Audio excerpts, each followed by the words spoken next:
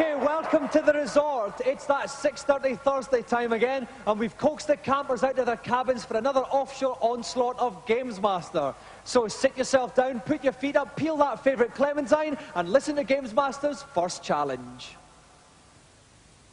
Greetings, and welcome to the Games Rig.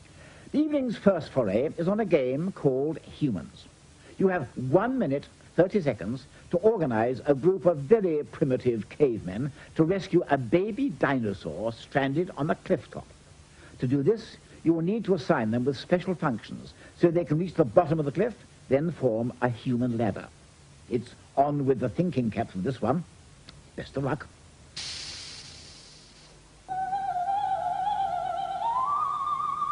Now, this is a somewhat intricate challenge, so we've brought in the Managing Director of Commodore UK. Please welcome Kelly Sumner.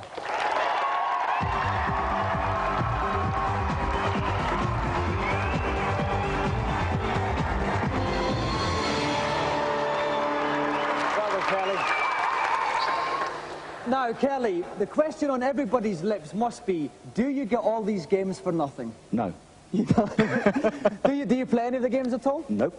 Are we going to see evidence of that tonight? Yes. If you'd like to take your place, Kelly, we'll get ready to start. And helping me evolve tonight is GameZone's Jeremy Daldry. Welcome, Jeremy. How are you doing, Dominic? I'm very well. Now, Jeremy, obviously Kelly's not a big games player. He's got a lovely suit, though. Will that help him tonight, or do you have any other tips? Well, the suit may actually hinder him in the long run, Dominic, but I think that he's got his work cut out for him tonight as a non-games player. Okay, so Kelly has 1.5 minutes to rescue the baby dinosaur by getting up to it and giving it a little bit of a touch.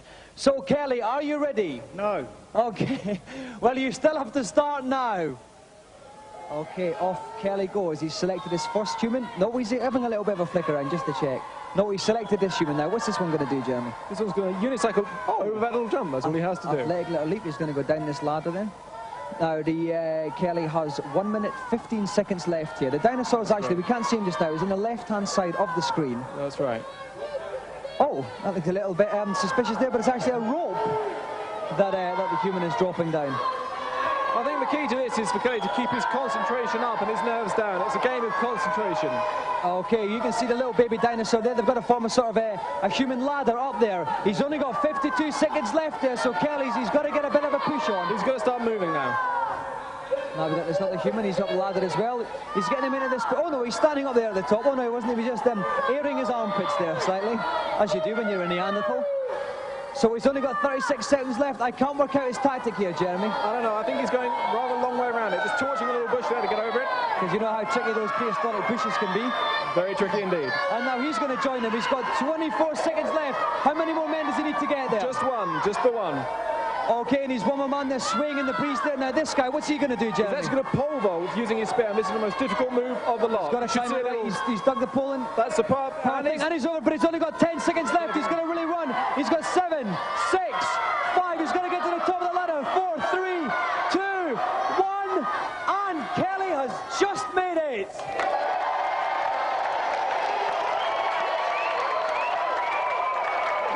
Top stuff. Now, Kelly, you said you weren't much of a games player, but I'll tell you, that was very, very close in the end. Was there ever any point when you thought you'd go home with egg on your chin? All of it. Oh. Absolutely, yeah. Any particular points where you were coming unstuck? I think the rope was the most difficult, definitely. Was it length? Well, they say they have a problem with length, but it was getting it down, actually. Now, is there any similarities between the half which you were controlling tonight and some of your stuff? Probably the hairstyles are pretty similar, yeah. No, that's rich coming from you, guys. I know, haven't got any. Okay, well, listen, make way in the boardroom for Commodore's latest possession, the Gamesmaster Golden Joystick.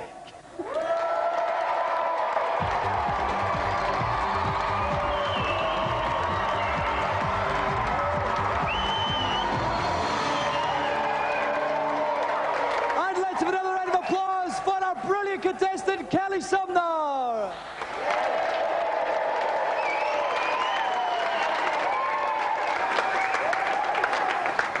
And while Kelly limbers off for a bit of spray hair, our celebrity is limbering up for his Olympian task. Before we go to it, let's find out this week's reviews.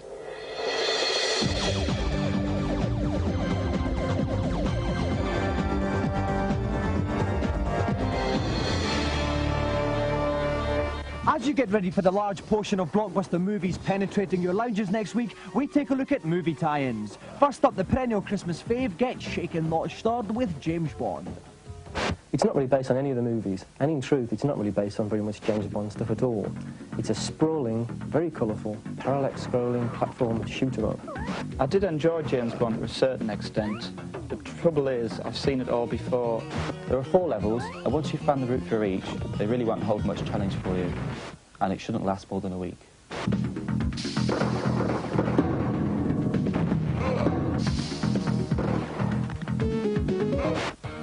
Next up on the Super NES, gleaming helmets and 15 seconds to comply, it's RoboCop 3. The gameplay is just like Hollywood. You've seen it all before 1,000 times. It's not very original, and it won't last you too long because it's too frustrating. It's ridiculously difficult. Ocean didn't want you to see the end of the game too soon, and so they made it really, really hard. There's an awful lot of robo, but there's not much cop.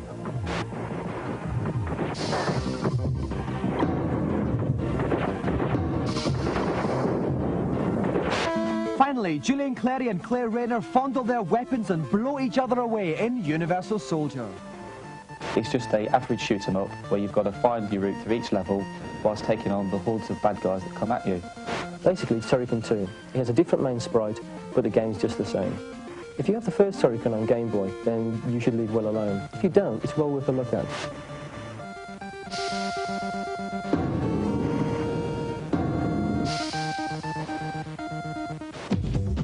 Now it's time for this week's feature.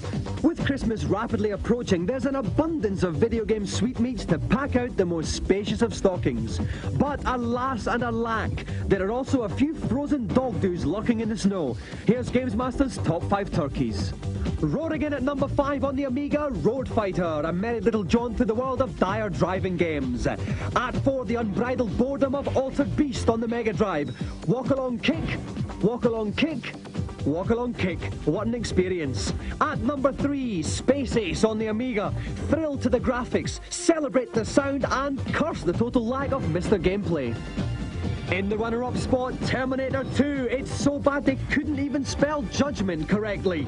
The worst film tie-in ever, and it requires a swift hasta la vista to this one. But the worst game ever to drag itself out of the primeval sludge is the footballing ineptness of Jaleco Goal. Totally unplayable, makes Mr. Taylor look a dead, and if you only burn one game this Christmas, make it this one. Finally tonight, a month ago we launched a huge competition to let you design your own game using the programming package Amos on the Amiga. Europress Software made the once-in-a-lifetime offer to actually release the game if it's good enough. Here are some of the thousands of entries that are flooded in. Remember, if you can't quite complete the game, send in some design notes and artwork. If you think you're up to the standard, send your entries to Gamesmaster Designer Game Competition, PO Box 91, London E14 9GT. Closing date is 1st of January 1993. Well, now you know what games to body swerve. But chin up, as Auntie Marishi would say, for now it's time for the Celebrity Challenge. And to set it, it's over to Chrome Dome. Back so soon?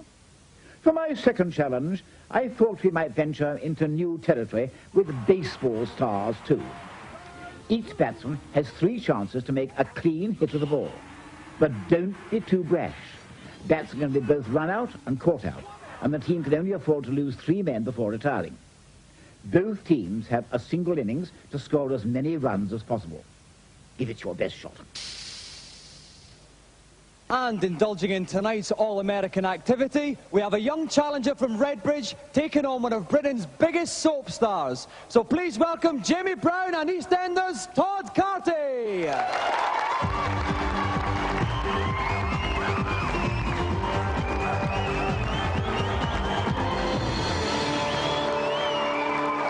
Todd, good to see you here. Hi, Jamie. Right, now, Todd, I know you're a bit of a games player, so when you get a break from your hectic schedule, what do you like to play? I like to play the soccer one, the Italian 91. Oh, yeah. Now, this is a sport of a different kind. How are you on the old baseball? A bit ropey. A bit ropey? Yeah, to say the least. Well, you're against a real games-playing expert here. Jamie, in a word, who's going to win tonight? Me? Well, I hope anyway. All right, then. OK, so, Todd, if you'd like to sit in the left-hand chair, Jamie in the right, and we'll get ready to start. And taking me out to the ball game tonight is Vivian Nodge from Game Zone. Welcome, Vivian. Hello again, Dominic. Now, Vivian, the scorers here, they've got 1 innings each to score as many runs as they can. What tips can you give them? Right, as far as pitching is concerned, the idea is to vary them as much as possible. And as far as batting is concerned, the idea is to try and hit it with the meaty bit of your bat. OK, we'll be looking at both our competitors' meaty bits tonight. So, are our 2 challengers ready? Yep. Then, bat up. OK, so here we have Jamie at bat and Todd Carty is pitching here. Goes in the first one. That's a lovely little hit from Jamie. Could the fielder get there in time? He's not quite there. It's got past him. Jamie's got the first base. He's running at second base. Todd could get it in here. Is he going to get him in? He's going to... Oh, no, he missed the base. He's got it first. So Jamie has one safely in at second base. Oh, no, a lovely little ground ball. But the fielder is going to throw it to base. He's going to throw it to first. And he's out. Another one here. He swings it. Oh, that's right up there.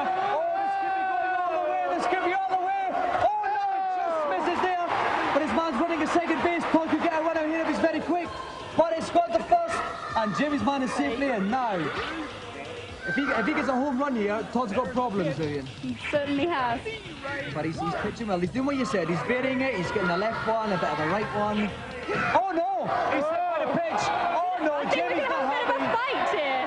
Jamie's man's coming out, and Todd pops it in the face, and his pitcher is now damaged. Is this going to affect this pitcher now? Yeah, this is terribly bad for the pitcher because he'll get tired and he won't pitch as well. That's right, he took a big smack in the face there, and that's not doing him a lot of good at all. Oh, but he's lucky that it's a foul ball. Now the bases are loaded. This is a very dangerous time for Todd and a very happy, smiley time for Jamie. And he's got a hit in there. There's going to be 1 run, and Jamie gets the first run, and the other man safely onto base. So the bases are still loaded. Jamie's 1 run ahead here. Things are looking pretty bad for Todd at this moment. It's another one out there. Oh, the fielder jumps, just misses it there. The man's got it. He's going to throw to base. Oh, they're all safe there. And another run to Jamie. Now we have Jamie's 3rd batsman. Todd pitches. Oh, swing. It's a fair one. This could be running there if he can get a fielder on it. He's going to throw to first base, first base, first base. Oh, he's in safely. 3-0 to Jamie. And this smack in the face is proving costly for Todd.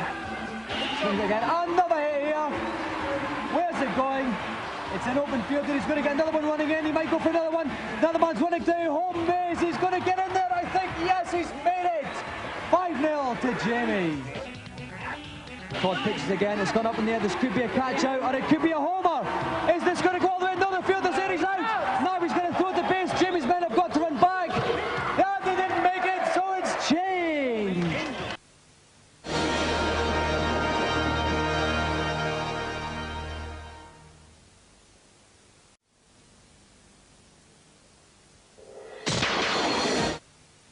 Young Jamie Brown has scored 5 runs in his innings. Now Todd Carty is at bat. He's got to score 5 to tie and 6 to win the challenge. Will he do it? Let's find out. Are our competitors ready? Yep. Yeah. So here we are with Todd Carty at bat and Jamie pitching. Todd's got to get 5 here. Oh, now Jamie nearly got a little bit of a hit on Todd's batsman. That's not advisable, is it, Vivian? It isn't. They get quite stroppy when that happens.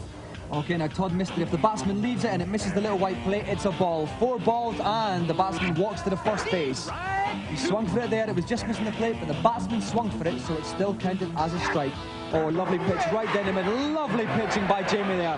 Todd has 1 man out. He's got to get some runs on the board here, Vivian. He pitches it. He swings. That's a good hit. That's a good hit. They keep it to the field. Oh, beautiful catch by Jamie there. Now we got Damien there. Son of Satan, as he's otherwise known. And Jamie pitches it. Oh, that's a nice hit, but it's a foul ball.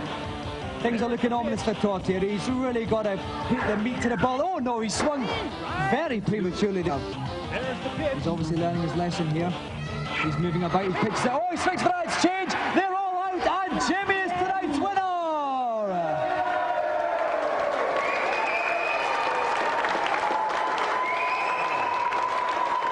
Bad luck, Todd. No, right. Well done, Jamie.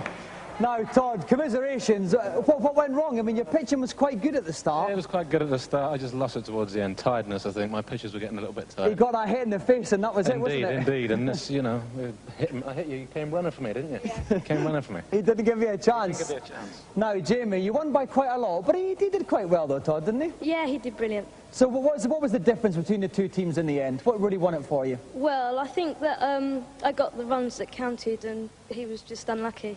Okay then, well, you're both very, very sporting indeed.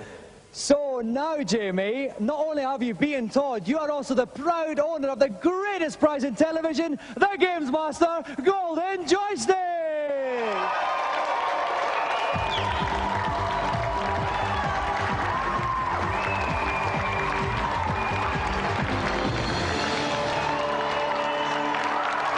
So let's have a final round of applause for Jamie Brown and tonight's special guest, Todd Carty!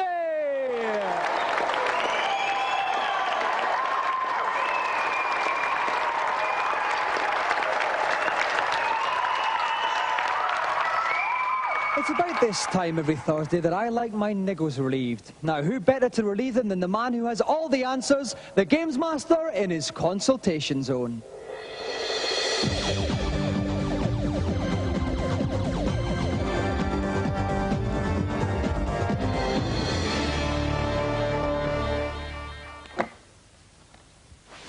Hello, Gamesmaster. Welcome to the helipad for another batch of bonding. How can I be of assistance? In Super Mario World, in the Valley of Bowser 4, I can see the key, but I can't get to it. Can you help me? Remember, what the hand can't reach, the tongue can touch.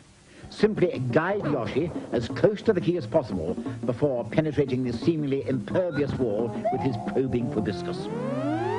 Thank you, Gamesmaster. I'll try it out. Glad to be of service. Who's next? On Star Wars on the NES, how do you get past the tractor beam at the end of the Death Star? The secret on this mission is to rely upon that roguish rebel, Han Solo. But to survive, you will also need to avoid a battery of lacerating lasers by standing directly beneath the crystal. From this position of safety, embark upon a series of hit-and-run attacks against the crystal. Return to the safe zone with each attack, and you'll eventually destroy the tractor beam. Got it? Yes, thanks. Let's fit in just one more. I'm Dungeon Master on the Amiga. I've fought my way through all the monsters, but I'm stuck on Lord Chaos. Is there any special way to kill him? There is indeed. The only weapon that is effective against Lord Chaos is Fire Staff. You can forget about everything else. The staff has numerous powers that together will defeat Chaos. First, use the flux cage to surround him with shimmering yellow fields. Then cast a field right on top of him to immobilize him. Now use the fuse, and Lord Chaos will be banished forever. Thanks very much, Gamesmaster. That revelation brings tonight's session to a close. Farewell for the moment. Now it's time for our final challenge, and it's the second semi-final in our special Gamesmaster Street Fighter II Magazine Challenge. If you remember last week, we invited 4 multi-format magazines to nominate their champion on Street Fighter II. Last week, Paul Lakin from GameZone was the winner. This week, please welcome Greg Watson from C&VG and Gary Harrod from Mean Machines.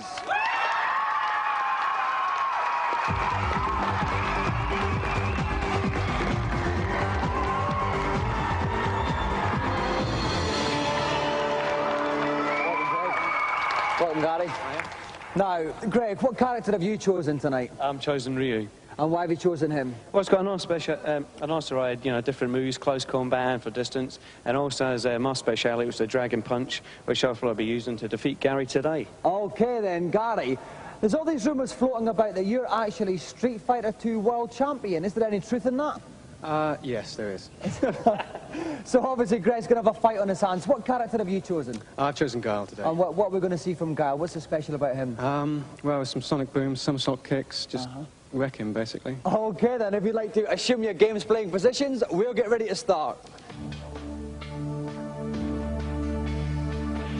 And back for more punishment this week is Nintendo Hotline's Keith Pullen. Welcome back, Keith. Thanks, good to be back. Okay, now Keith, our competitors at the start there were talking about sonic booms, dragon punches. For the benefit of people at home who don't know the game so well, what are some of these moves? The dragon punch is a very good defensive move. If Guile attacks from above, Ryu can use that then. It calls forth the power of a dragon. Right. Almost unstoppable then. And what about the sonic boom of Guile's? Sonic boom, if the timing's right on that one, that's a very good offensive weapon that a sort of shot of fire will come out and burn Ryu. So Okay then, are our two competitors ready? Then off you go.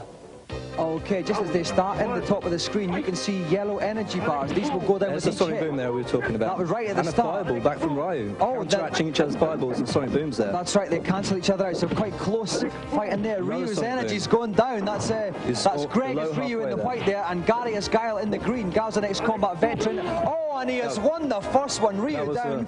Guile hardly lost anything there. An amazing first bout by Gary Harrod. Very aggressive. This is co-pilot Charlie on his way out of a POW camp and has been seeking revenge ever since. Quite why I think Rio's got to do with it, I don't have a clue. Anyway, better start by Rio this time. Once again, they're counteracting each other's fireballs and sonic booms there. Oh, lovely little defensive crouch there. Some good low kicks there by Ryu. Once again, another sonic boom. Oh no! Backslammer. Oh, a lovely backslam from Guile. That's taken Ryu's energy right down the scoop. He done the two here. Guile moves in for the kill. Oh, Ryu good throw there. manages to get a throw. He's coming back with a fireball. With a fireball. Very good comeback here by Ryu. Missed there with a fireball. Is it going to be enough? Oh no, but Guile just smacked to the abdomen. Ryu is out of it, and Gary Harrod is tonight's semi-finalist winner.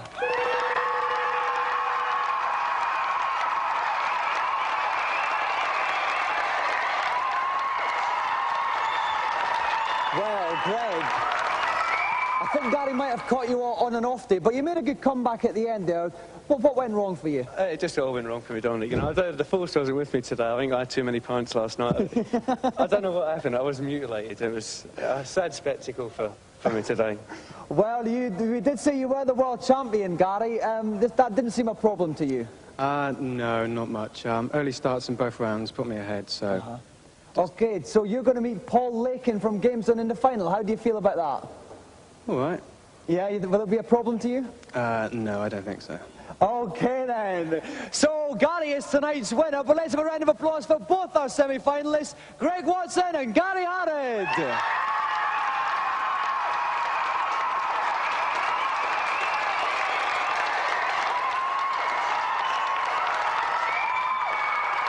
So, Mean Machine's Gary Harrod leaps victoriously off into the sunset, but he will return in next week's final against GameZone's Paul Lakin.